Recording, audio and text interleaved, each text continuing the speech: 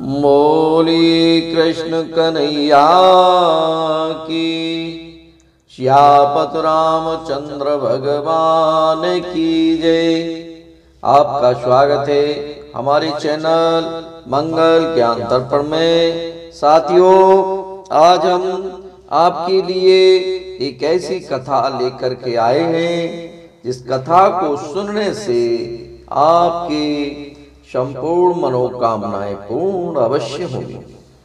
साथियों, आज हम एक ऐसे गंधर्व की कथा सुनाएंगे कि उस गंधर्व की पत्नी को राक्षसी क्यों बनना पड़ा।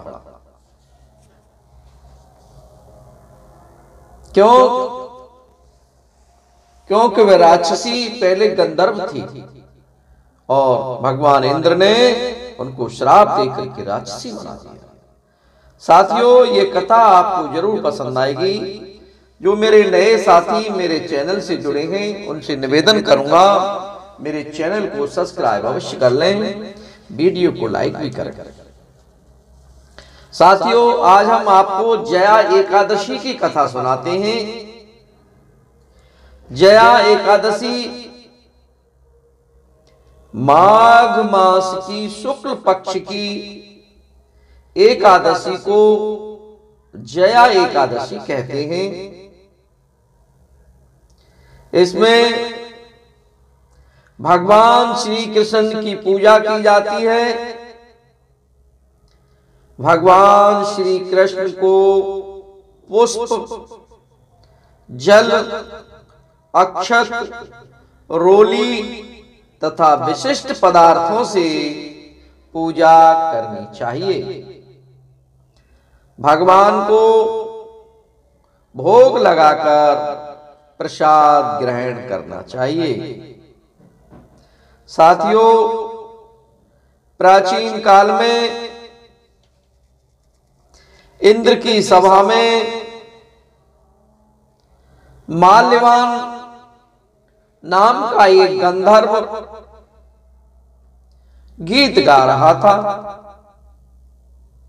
और उस गंधर्व का मन उस गीत गाने में नहीं लग रहा था, क्योंकि उस गंधर्व की शादी, उस माल्यवान गंधर्व की शादी अभी कुछ ही समय पहले हुई थी। इसलिए उस माल्यवान गंधर्व का मन जो था वो अपनी पत्नी की ओर चला गया था। उसी समय वह गंधर्व इंद्र की सभा में गीत गा रहा था, परंतु उसका मन अपनी नव यौवना पत्नी में पड़ा था। इस कारण गाते समय उसकी लय ताल बिगड़ गई। जब लय और ताल गंधर्व की बिगड़ गई तो इंद्र नाराज हो गई और इंद्र ने कुपित होकर उस गंधर्व को श्राप दे दिया कि तू जिसकी याद में मस्त है वह राक्षसी हो जाए। वह अपनी गलती को स्वीकार करते हुए इंद्र से क्षमा मांगते हुए प्रार्थना करने लगा कि महाराज, मुझसे गलती हो गई, मुझसे बहुत बड़ा अपराध हो गया, क्योंकि मेरी नई नई शादी हुई थी प्रभु, इसलिए मेरा मन बहक गया, मेरा मन अपनी पत्नी की ओर चला गया और मैं लय और ताल भूल गया। कृपया मुझे क्षमा कर दीजिए और अपना श्राप वापस ले ले। परंतु इंद्र नहीं माने और इंद्र ने उस माल्यवान गंधर्व को अपनी सभा से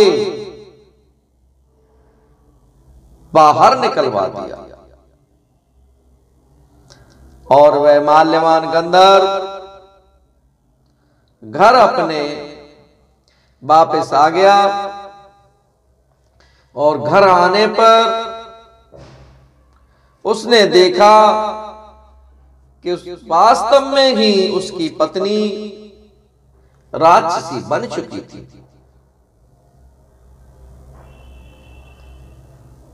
उस श्राप के निवारण के लिए उस गंधर्व ने बहुत अधिक यत्न किए, परंतु सब निष्फल रहे और उसे कोई लाभ नहीं मिला। साथियों, वह गंधर्व इधर से उधर परेशान होकर घूम रहा था। अचानक ही उसकी एक दिन उसकी भेंट ऋषि नारद जी से हो गई और नारद जी ने उसे श्राप की निवृत्ति के लिए माघ शुक्ल एकादशी का व्रत तथा भगवान का कीर्तन करने की सलाह दी। साथियों, इतना सुनकर माल्यवान गंधर्व बहुत खुश हुआ और उसने एकादशी का व्रत की तैयारी करना शुरू कर दी। और जैसे ही माघ मास में एकादशी आई और उस एकादशी को उस गंधर्व ने व्रत रखा और भगवान का कीर्तन किया। भगवान का कीर्तन करते करते करते करते करते करते उस कीर्तन में इतना डूब गया कि वह सब कुछ भूल गया और केवल उसे कृष्ण ही कृष्ण, भगवान ही भगवान दिखाई देने लगे। और प्रभु की कृपा से, एकादशी के व्रत के प्रभाव से उसकी पत्नी पिशाच देह से छूट गई और अति सुंदर, बहुत ही सुंदर देह धारण करके वह दिखाई देने लगी। साथियों, उस गंधर्व और उस पत्नी दोनों ने ही भगवान को धन्यवाद दिया और भगवान के कीर्तन में मस्त हो गए। उसके बाद वह दोनों ही लोग स्वर्ग लोक को चले गए। साथियों, भगवान कृष्ण की पूजा से उन्हें क्या फल मिला, ये हमने आपको बताया। वह राक्षसी होने के बाद पुनः उसने सुंदर देह धारण की और दोनों ही लोग भगवान के लोग चले गए। साथियों, ये कथा